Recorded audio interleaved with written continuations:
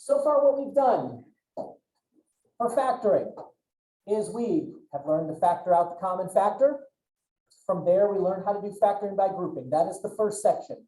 Then we spent a good bit of time factoring trinomials. So there's a couple final things that are going to be good for us, and then this introduction to factoring will be just about over.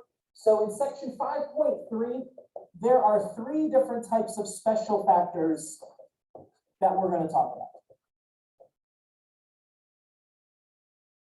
Now, just to review something that we know how to do, this is one of the prerequisite skills for this class. I want you to just take a moment and I want you to FOIL these 2 things together for me. If I have x plus 9 times x minus 9, go ahead and take a moment and multiply those 2 things together. And I have a purpose and a reason why I picked these 2 things.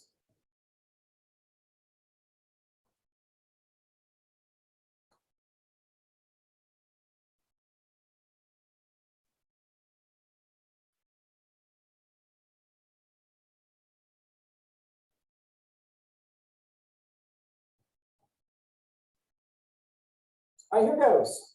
My firsts, x times x gives me x squared. My outers, x times negative 9 is negative 9x. My inners, 9 times x is plus 9x. And then my lasts, 9 times negative 9 is negative 81. And because of the structure of the 2 things I had to multiply together, what do we notice happens to my outers and my inners on this one? They cancel. And the reason for that, which I'm sure you see, is because I have the same exact factors here with one exception. The signs in the middle are different. And that's what happens is my outers and my inners cancel. And I'm left with x squared and then minus 81. Remember, factoring is just, I'm starting with this and I want to go up the ladder and I'm going to end with this. So I just want to talk about this for a minute and then we'll learn to recognize what this is and then we'll factor it. So this is called difference of squares.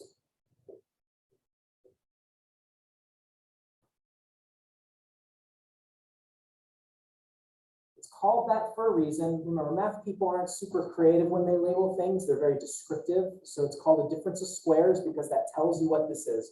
First off, the word difference. What does the word difference refer to?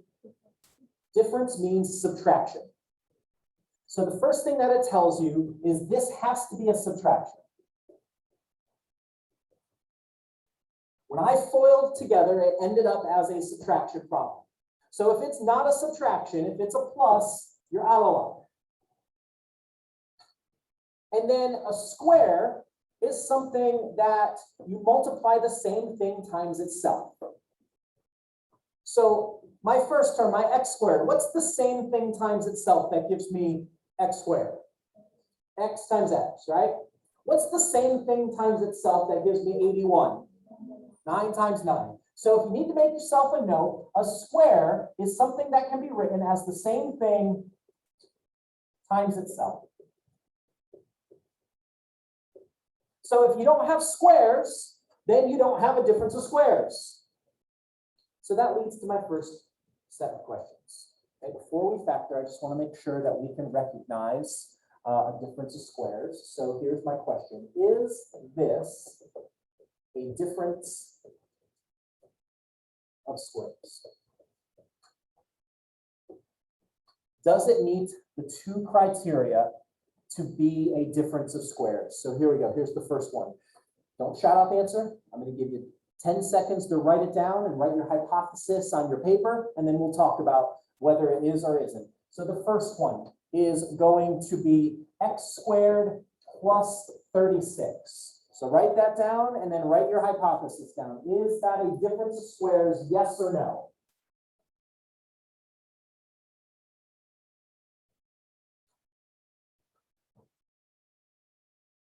All right, is that a difference of squares, yes or no?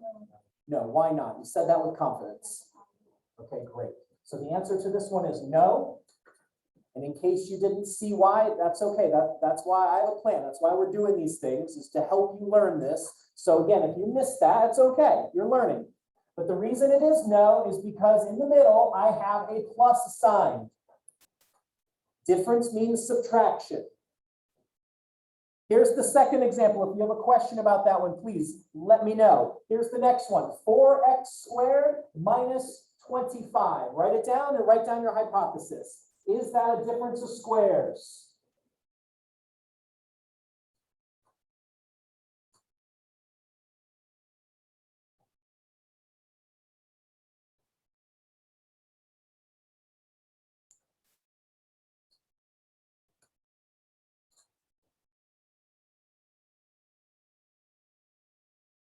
What do you say for this one? Yes or no? Difference of squares.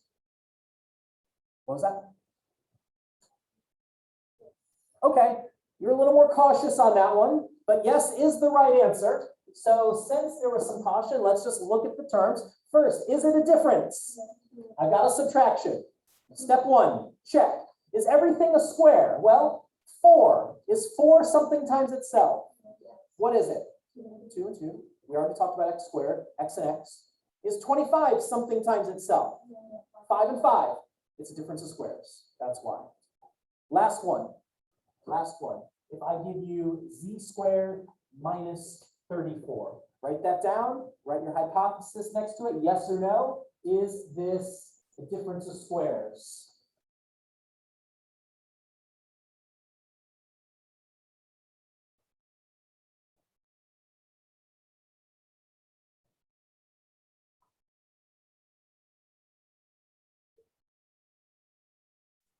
What do you say? Yes or no to this one?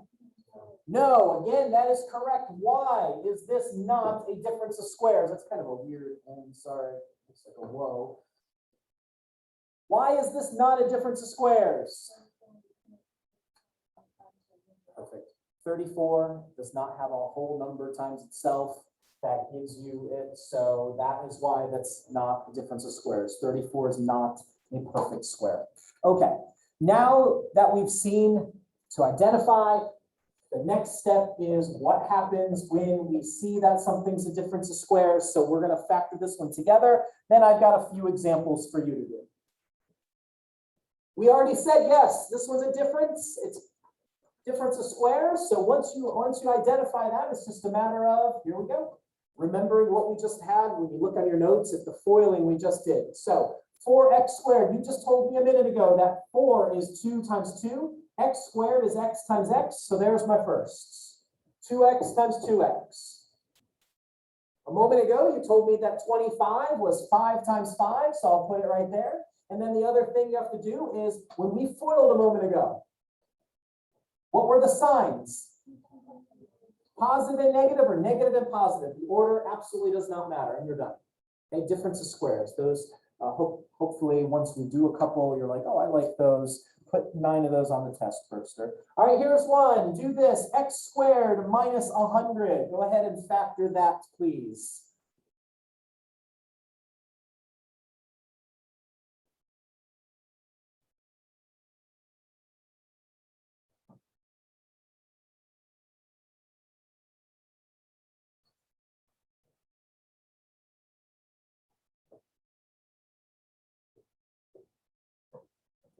All right, my x squared, that means my firsts are going to be what? X and x. 100, that means my lasts are going to be what? 10 and 10. We're not adding. It's not going to be 50 and 50. We're multiplying, so 10 times 10. Glad you said that's a common thing on tests that I see, so it's good to mention that. And then plus 1 minus the other, or minus and plus. Again, the order does not matter.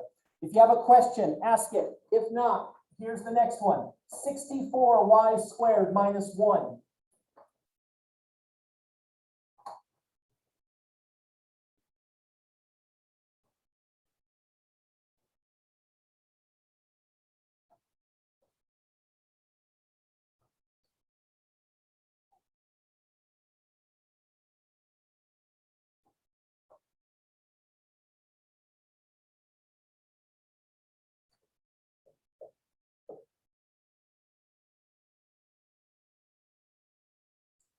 $64y squared, that means my firsts are going to be what times what? 1 means my lasts have to be what? And then minus, plus, or plus, minus. Again, the order, don't be fooled. That doesn't bother anything at all. Does anyone have a question? I've got 3 more difference of squares problems just to show you different looks that you're going to see. Yes? How do you square 1? 1 times itself, 1 times 1 is 1. So that's how. So a perfect square is just something you can write as the same number times itself. And so even though 1's not a super interesting number when you're multiplying, 1 times 1 is 1. All right, great question. It's good to sort these things out. Here's your next one. I would like you to please do 36y squared minus 49x squared.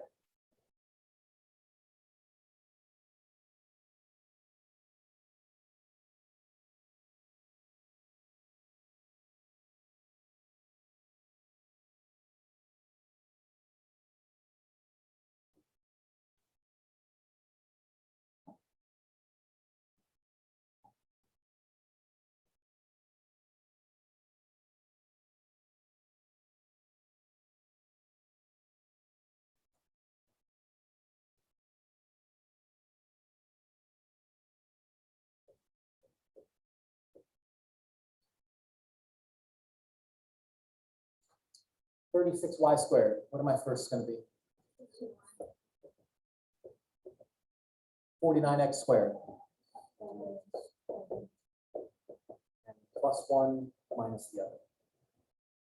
The purpose of that problem is just so that you don't get bothered if you see a variable in the second term. It doesn't matter. It doesn't make anything any different as if the variable's in the first. I like this problem. There's going to be one like this on the test, so put a little asterisk by this.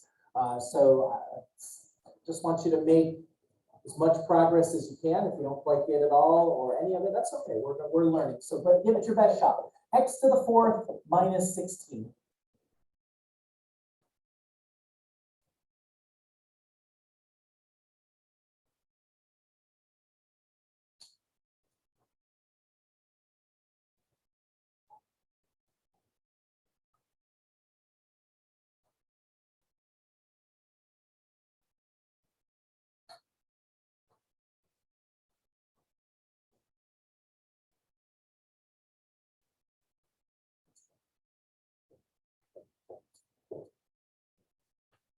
All right, I have 2 purposes in mind for this problem right here. Purpose number 1 is I don't want you to be bothered if there's another exponent aside from a square here when we're doing difference of squares.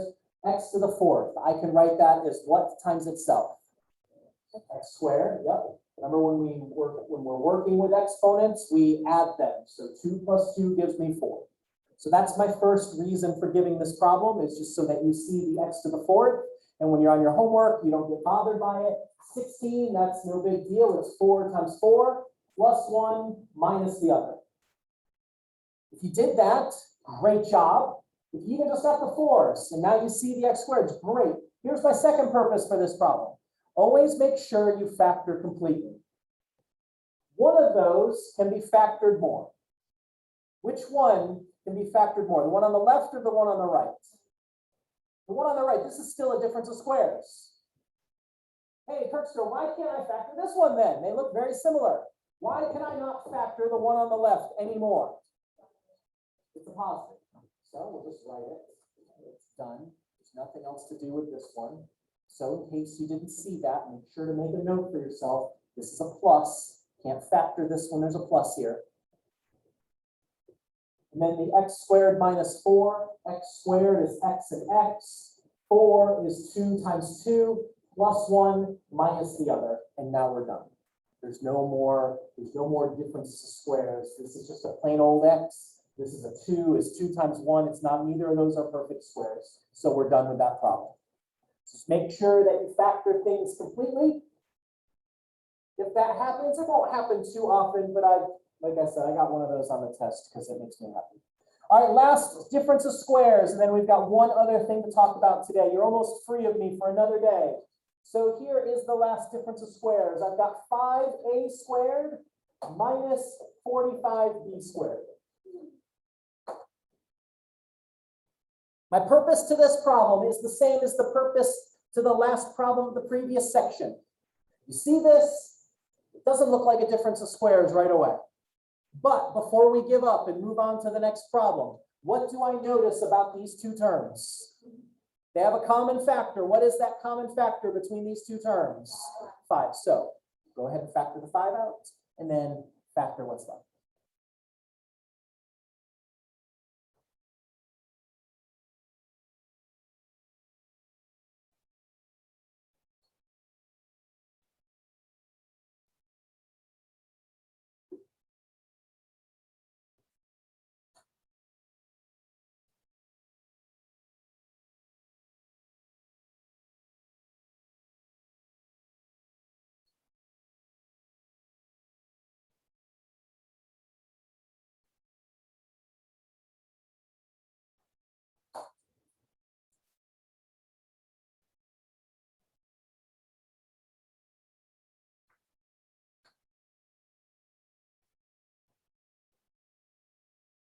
All right, so I'm going to factor the 5 out. 5a squared divided by 5 leaves a squared. Negative 45 divided by 5 leaves negative 9. And then the b squared comes along for the ride. And then I notice, oh, that's cool. What's in the parentheses is now a difference of squares. So the 5, it's done. I'm going to leave it. A squared is a times a.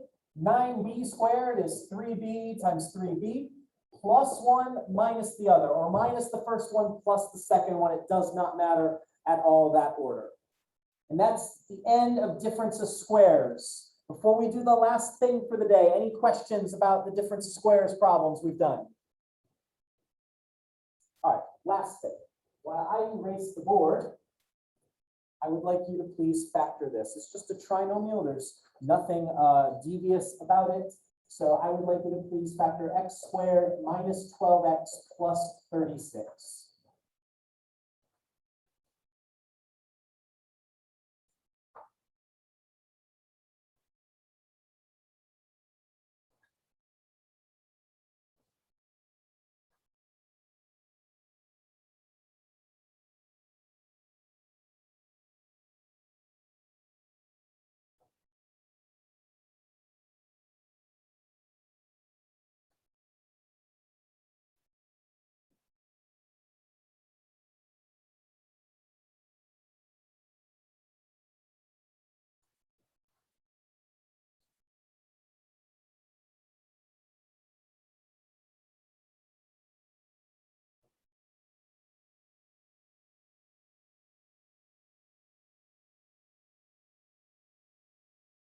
All right, so this is a trinomial. It's got a 1 in front of the x squared. I hope you weren't intimidated or concerned about this one. So I'm just going to unfoil it. My x squared is x and x. My signs are going to be the same. They're both going to be negative.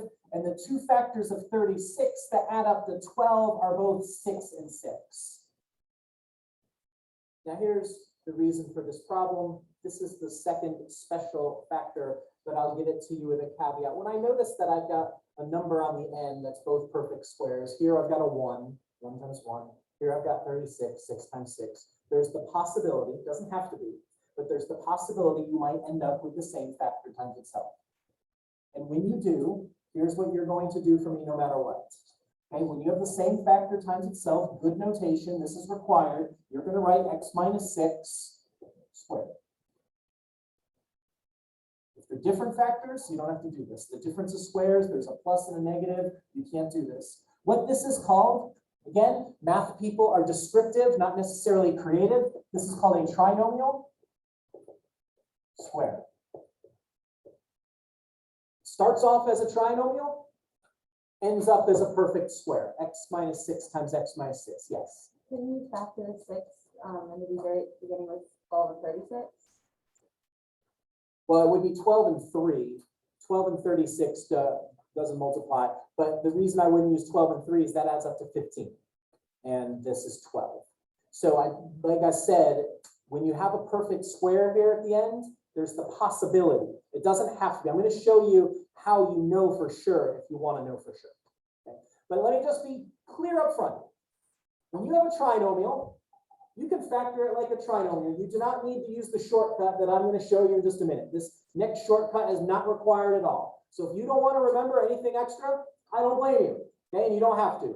Trinomials will always factor like I just showed you in section 5.2.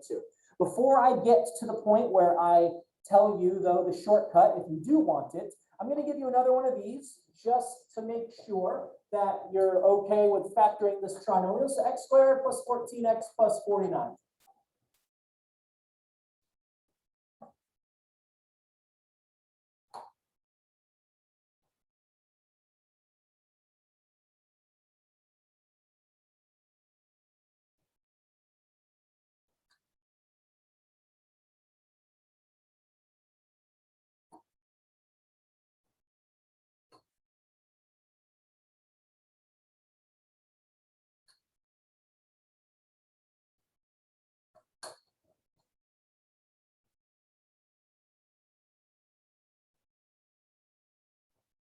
So when we do this, here's my trinomial. X squared is x times x. My signs are going to be the same. They're both going to be positive.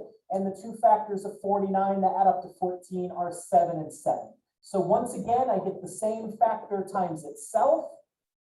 So I had a trinomial square. So if you're interested, okay, any trinomial will factor in the methods I've already given you to factor a trinomial. But if you're interested, and you want to make these take a little less time, let me show you how to notice if you have a trinomial square. Well, let's look at the problem we just did, and then we're going to compare it to this next problem, and I'm going to show you what's true about both of these problems and how we know that it's a trinomial square, and you'll end up with the same factor times itself. There's a 1 in front of the x squared. What two factors give you 1? 1 times 1, and 1 times 1. Here's a 49. What two factors give you 49? Here's the structure. Again, this is optional, okay? But I think once you get the hang of it, it makes life quicker. Here's the structure. 1 is 1 times 1. 49 is 7 times 7. What's 1 times 7? You'll know it's a trinomial square if the number you get here, when you multiply each of these factors, when this number is half the middle. Is 7 half of 14? Yes, that's how you know you have a trinomial square. Okay, so let's apply that right here. 4. What times itself is 4? 2 times 2? 25. What times itself is 25? 5 times 5. So I'm going to take 2 times 5. What's 2 times 5? 10. Is that half the middle? Yes. At that point, you know you have a trinomial square when that is half the middle. And so here's the factors. Okay, I'm not going to do anything else but write down something squared. And here we go. You just told me that 4 was 2 times 2, so my firsts are going to be 2x and 2x. You then told me that my last 25 is 5 times 5. And they have to add up to a negative. So negative 5. There we go. We're done. If you don't like this, okay, I understand. It takes some getting used to. Got to memorize something. But remember what we did earlier. We did the grouping method. 4 times 25 is 100. And then you go from there. You can use the grouping method here. It's going to work 100% of the time. Okay, so you don't have to remember this if you don't want to remember this. All right, so here I've just got 2 examples to help you maybe get to like this and use it. So here is one example. Let's say you have this 16x squared plus 56x plus 49. What I would like you to do is just give it your best shot at identifying, like I did right there, whether or not this is a trinomial square. And if it is, factor it.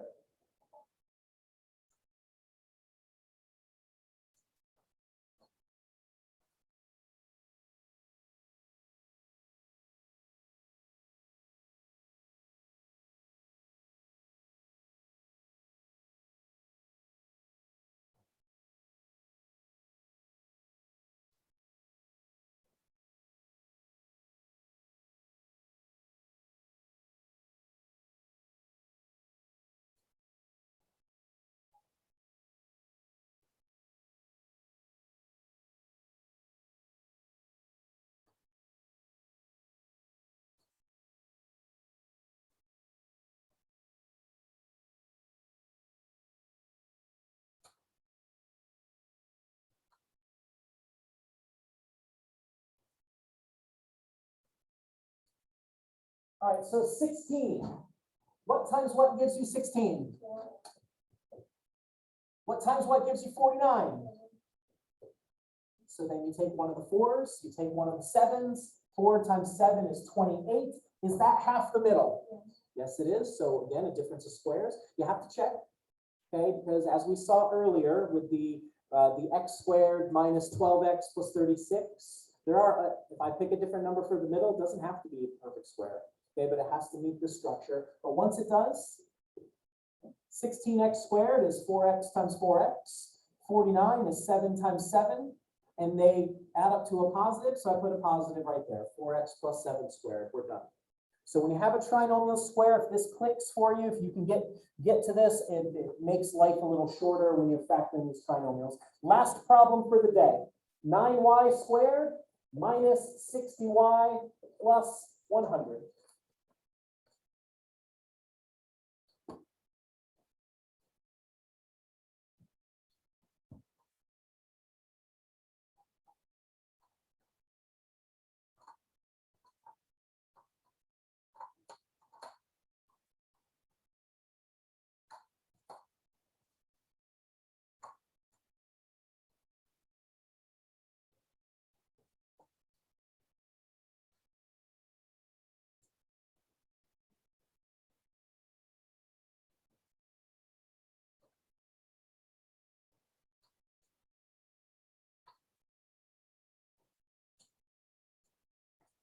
All right, 9y squared. 9 is what times what?